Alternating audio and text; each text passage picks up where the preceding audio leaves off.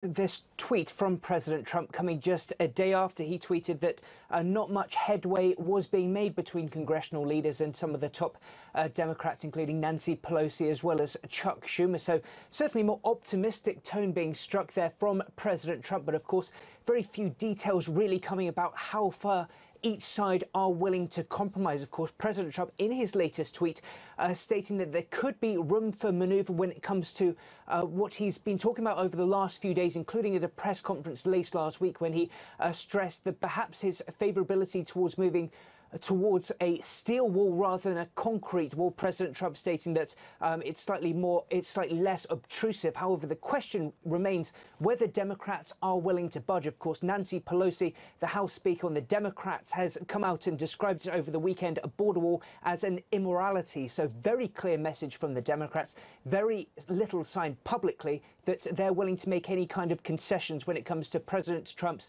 $5 billion demand, over $5 billion demand for a border wall. All right, so no deal yet. And as we know, the shutdown is moving into its third week. How are people there in the U.S. being impacted by this?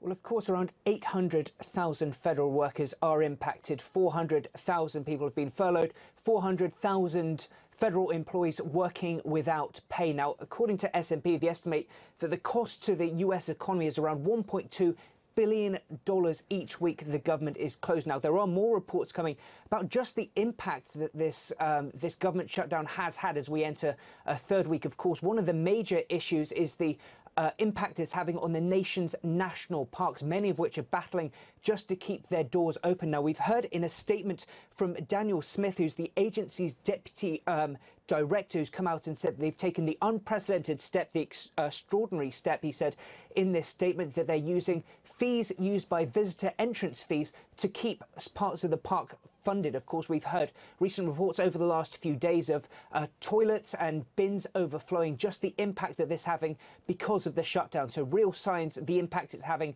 on day-to-day people across the United States and, of course, tourists alike.